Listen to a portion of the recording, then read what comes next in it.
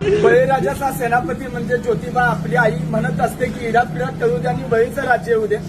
या बळीराजाचा सेनापती म्हणजे ज्योतिबा तो पंजाबात होता आणि पंजाबातून त्याला दक्षिणेत पाठवला. त्याच्या आरतीत सुद्धा तसा उल्लेख आहे. उत्तरेचा राणा दक्षिणे आला आणि दक्षिणी केदार नाम पावला. हा दक्षिणेत आलाय कुणासाठी आला तर आमच्यासाठी आला. कुणापासून रक्षण करण्यासाठी आला तर आर्यांपासून आमचं रक्षण करण्यासाठी आला. इथं आला त्यानं आमच्या कुळ्या सुरक्षित राखल्या, आमच्या पूर्वजांचं रक्षण केलं म्हणून तो आज आमचा कुळस्वामी. कुळस्वामी कुणाला म्हणायचं? ज्यानं कुळ्या राखल्या तो आमचा कुळस्वामी, ज्योतिबा कुळस्वामी. त्याची शासनकाठी म्हणजे फक्त एक लवाजमान आहे तर ती त्याच्या सार्वभौमत्वाची आणि त्याच्या विजयाची निशाणी. कोणीही लोक येतात इथं आणि भोळ्या भक्तिभावाने येतात आणि त्याला अर्पण होतात. महत्वाचा मुद्दा असा की या बळीराजाचा सेनापती ज्योतिबा, त्याचे 7 भागातले खंडणी वसूल करणारे अधिकारी म्हणजे खंडोबा, शेतातला महसूल गोळा करणारा अधिकारी म्हणजे म्हसोबा आणि इथनं कोकणात ज्यावेळी माल घेऊन जायचे लोक त्यावेळी जर ज्योतिबाला टॅक्स दिला नाही तर ज्योतिबाला खेटे घातले जायचे. खेटे कशासाठी? आज पोलीस स्टेशनला जसे खेटे असतात तसे खेटे.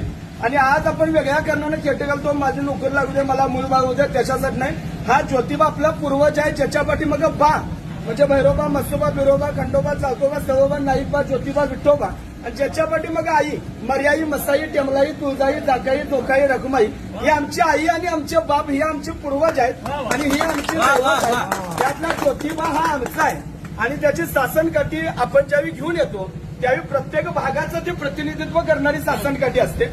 महत्वाचा मुद्दा त्याच्या पलीकडे जर जाऊन बघितलं तर ज्योतिबाचं मंदिर बांधलं कुणी? महाजी शिंदे नावाचा एक मराठ्यांचा सेनापती होता.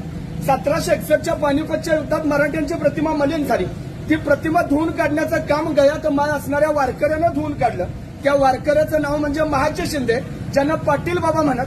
त्या महाजी शिंदेची दहशत एवढी होती की त्यांनी ताजमहलचा वापर, आज लोक फिरायला जातात जगातलं 7वं आश्चर्य आहे, पण तरी सुद्धा त्या ताजमहलचा वापर त्यांनी कळवामुठी ठेवण्यासाठी केला होता. एवढी दहशत की दिल्लीचा सुलतान कोण हे ठरवायचं आमचा महाजी बाबा. हे महाजी बाबा एकदा रत्नागिरीत मोहिमेवर होते आणि मोहिमेवर असताना त्यांना यश मिळत नव्हतं पोर्तुगीजांच्या विरोधात. ते नवस बोलले की तेव्हा मला या मोहिमेत यश मिळू दे, मी तुझा देवस्थान या ठिकाणी कोल्हापूरला निर्माण करतो. आणि म्हणून रत्नागिरीतला देव म्हणून या गावाचं नाव आहे वाडी रत्नागिरी. रत्नागिरीतला ज्योतिबा इथं बसले. ज्योतिबा हे या गावाचं नाव नाही, ज्योतिबा हे या देवाचं नाव आहे. ज्योत म्हणजे ज्योत आहे, ते ज्योत म्हणजे नांगर. हा शेतकऱ्यांचा कष्टकऱ्यांचा राजा आहे. म्हणून याला तुम्ही आम्ही भोळे भाविक बघत आहोत. इथं कुठलेही त्याच्यासाठी मोठा गाजावाजा नाही किंवा कुणी प्राणबळी कसलाही हत्या नाही. सर्वसामान्य लोक येतात, गुलालाच्या मुठी आनंदाने उधळतात.